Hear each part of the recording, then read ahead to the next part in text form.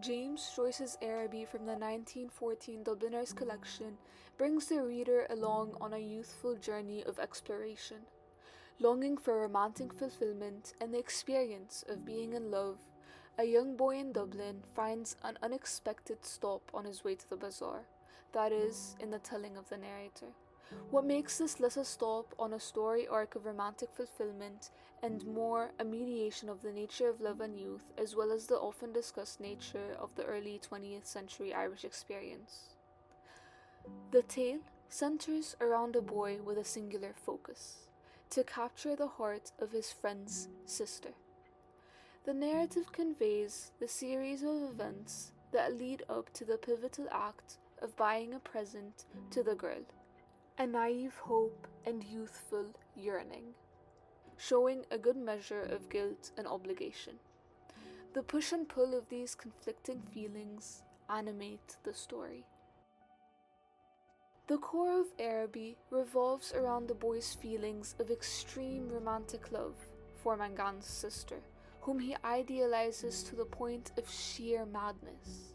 From the very first lines, Joyce prepares the reader for a love that consumes the boy's every thought.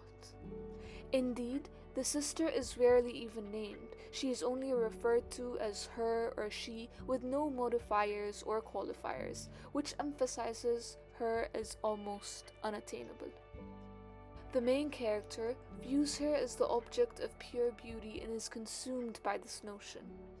It's an obsession more than love. Joyce's poetic language shows the protagonist's feelings for her as something vital, but also a bit juvenile. Joyce uses poetic imagery to elevate the boy's feelings, often likening his pursuit of her to a knight on a quest.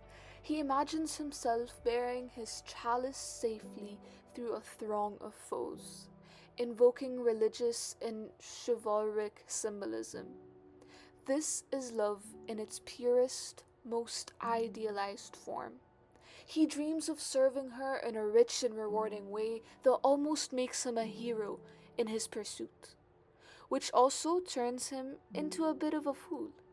This love in the story is idealized, thus making it capable of propelling the protagonist to believe that this kind of love may not be as far-fetched as it sounds.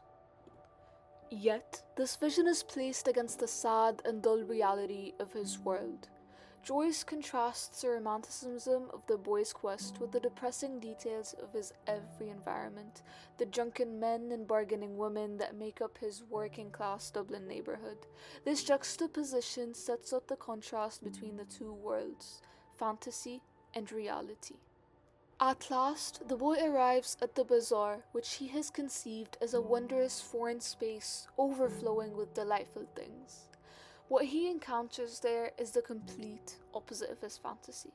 Instead of an enthralling, enchanting space, the bazaar is dark and dimly lit, so far from its lively portrayal. The magic light he hoped to find there is obviously just an illusion. The vendors are mostly gone and the whole place feels more like a tomb than a marketplace. The moment when the boy realizes what has happened is the most powerful part of the story. He stands before a vendor knowing that what he has just done has been in vain. Joyce writes, "I lingered before her stall, though I knew my stay was useless, to make my interest in her wares seem the more real." The boy drags his feet in front of the woman's display, trying to get something, anything to cling to, a remnant of this expedition, but this kind of realization is part of growing up, part of freeing oneself from fantasy. The coins that fall, 2 pennies and a sixpence, symbolize the boy's lack of finances and emotions. The image here reminds us that his love, like the coins, doesn't amount to much, if anything at all. When faced with the cold, empty truth, his romantic dreams come crashing down. They rest on an unstable foundation of naivety and fantasy. The boy is not merely experiencing disappointment, he is also starting to feel self-loathing. He characterizes himself as a creature driven and derided by vanity. and in doing so, he is taking a hard look at the kind of person he has been. He recognizes that the quest he has been on wasn't truly about love. In this moment, he's not just aware of the face he's been putting on, he's also aware of the kinds of things people put on the outside about when they lack the courage to be genuine, like love, for instance. The story's central theme of desire and disillusionment is made concrete by Joyce's use of light and darkness. The boy is not just in a dark bazaar, he is emotionally in the dark. The bazaar, once a bright symbol of hope, has become a dark mirror reflecting the empty heart of his dream. Ultimately, Araby is not merely a tale of a single boy's successful foray into romantic love. It is a story with which we can all identify. It captures the almost universal moment of disillusionment we all experience when we come to understand that life does not always match our high expectations and fondest fantasies. Joyce makes us identify with the protagonist's moment of dragging realization.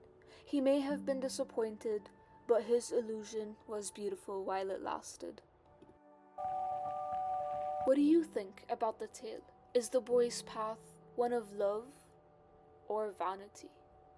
Thank you for listening.